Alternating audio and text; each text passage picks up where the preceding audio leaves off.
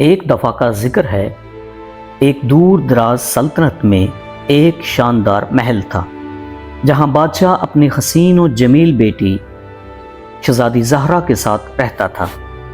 شہزادی نہ صرف خوبصورت تھی بلکہ دل کی بھی نیک اور نرم دل تھی۔ اس کے لمبے حسین بال، روشن آنکھیں اور مسکراہٹ ہر دل کو اپنا گرویدہ بنا لیا کرتا تھا۔ یہی خوبیاں شہزادی کی دشمن بن بیٹھیں۔ ایک دن کوکاف کا ایک بھیانک جن جو کہ بہت طاقتور اور بہت بڑا جادوگر تھا، اس نے شہزادی کو دیکھا اور فریفتہ ہو گیا۔ اس نے محل پر اچانک حملہ کر دیا، محافظوں کو مار ڈالا اور شہزادی کو اٹھا کر اپنے محل میں لے گیا۔ بادشاہ جب اس تک یہ خبر پہنچی تو اس نے اپنی سلطنت میں یہ منادی کرا دی کہ جو بھی شخص میری بیٹی کو واپس لائے گا وہ نیا ولی عہد ہوگا۔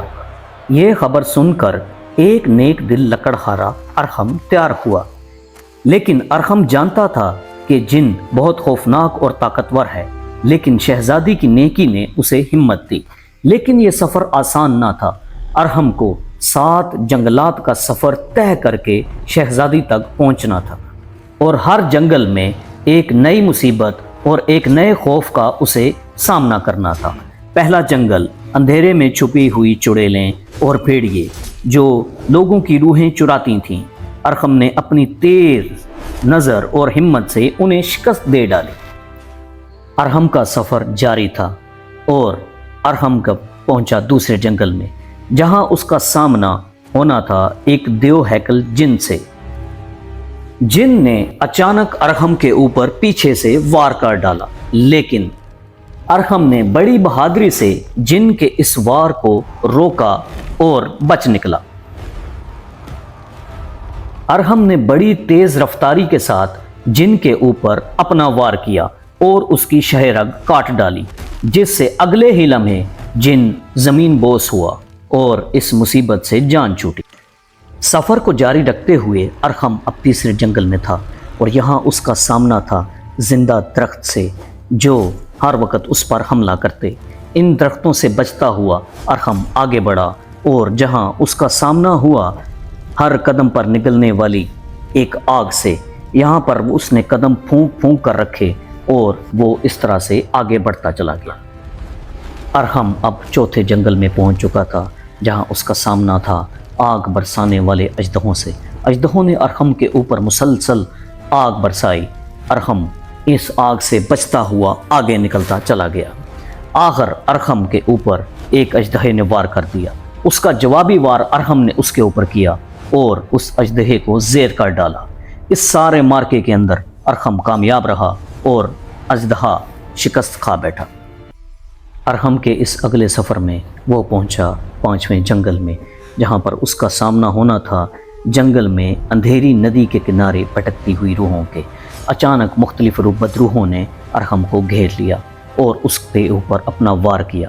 ارحم اس کے وار سے بچتے ہوئے اس نے اپنی جان۔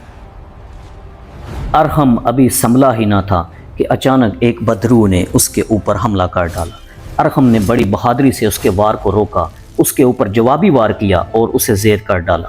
ارحم کی بہادری دیکھ کر تمام بدروہیں فرار ہو گئیں۔ چھٹے جنگل میں ارحم کا سامنا ہوا سائے کے جادوگروں سے۔ یہاں سب کچھ دھند اور سایوں میں تھا۔ جادوگر نے ارحم کا دھیان بھٹکانے کے لیے مختلف سایوں کو بھیجا، لیکن وہ اس میں ناکام رہا۔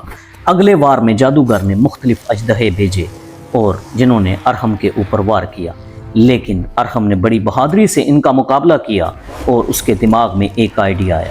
اس نے ایک لالٹین جلائی جس سے یہ تمام سائے غائب ہو گئے، اور ان سارے سایوں کے اوپر اپنے کلہاڑے سے بہادری سے اس نے وار کیا اور سب کو شکست دے ڈالی۔ اچانک ایک دھواں آیا اور ارحم اس سے باہر نکل آیا اور یہ آزمائش ختم ہوئی۔ ارحم نے اپنا سفر جاری رکھا اور وہ 7ویں اور آخری جنگل میں پہنچا، جہاں ہر جگہ پہ کھوپڑیاں اور انسانی ہڈیاں تھیں۔ ارحم بالکل بھی نہیں گھبرایا تھا۔ اچانک ارحم کے اوپر ایک بہت بڑے دیو ہیکل ڈھانچے نے حملہ کر دیا۔ ارحم یہ سب کچھ دیکھ رہا تھا اور بہادری سے اس کا مقابلہ کر رہا تھا۔ جادوگر نے، جن نے اس کا دھیان بھٹکانے کی پوری کوشش کی، لیکن اس کا دھیان نہ بھٹکا، اس نے اس کے اوپر حملہ کیا اور اس انسانی ڈھانچے کو زمین بوس کر ڈالا اور وہ زمین میں دفن ہو گیا۔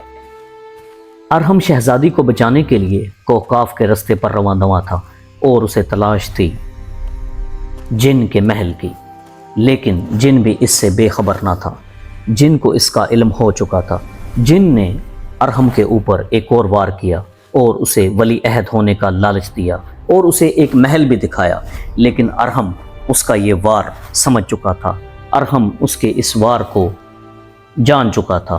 ارحم جان گیا کہ یہ سب اس کے خیالات ہیں۔ اس نے اپنے خیالات کو چیر ڈالا اور کلہاڑے کے وار سے ان کو زمین بوس کر ڈالا۔ ارحم کو اب یقین ہو گیا تھا کہ وہ کوکاف کے محل کے بالکل قریب ہے۔ آخرکار وہ سیاہ پہاڑ کے بالکل سامنے کھڑا تھا، بادلوں میں چھپا ہوا، بجلی سے روشن ہوتا ہوا سیاہ پہاڑ، جس کے بالکل دوسری طرف کوکاف کا محل تھا۔ وہ پرعزم تھا اور اپنی منزل کی طرف رواں دواں۔ آخرکار وہ محل کے پاس پہنچ گیا، لیکن محل کے دروازے بند تھے۔ ارحم کو یقین تھا کہ اب اسے مشکل رستہ اپنانا ہے۔ وہ پہاڑوں کی اوٹ سے ہوتا ہوا آخرکار محل کے دروازے تک پہنچ چکا۔ ارحم نے ایک ہی جھٹکے میں محل کے دروازے کو دھکا دیا اور کھول ڈالا دروازہ اس کا۔ آخرکار ارحم وہ اپنی منزل تک پہنچ چکا تھا۔ شہزادی قید اور بے بس کھڑی تھی۔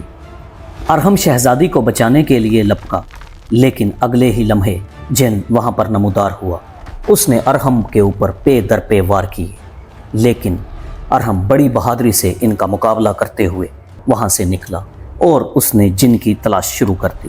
آخرکار اس محل کے بالائی حصے کے اوپر اسے وہ جن نظر آیا۔ ارحم نے بڑی بہادری سے، دیدہ دلیری سے اس کے سینے کے اوپر وار کیا، جو کہ اس کے لیے جان لیوا ثابت ہوا، اور اگلے ہی لمحے وہ جن زمین بوس ہو گیا اور اس کا تمام تر جادو ختم ہو گیا۔ ارحم خوشی خوشی شہزادی کی طرف بڑھا اور اس نے اپنے کلہاڑے کے وار سے شہزادی کو اس پنجرے سے آزاد کروا ڈالا۔ شہزادی خوشی خوشی ارحم کی طرف لپکی اور اس نے ارحم سے کہا، تم نے اتنی ہمت کیسے کی؟ ارحم نے کہا، نیکی اور سچائی میں ہمیشہ طاقت ہوتی ہے۔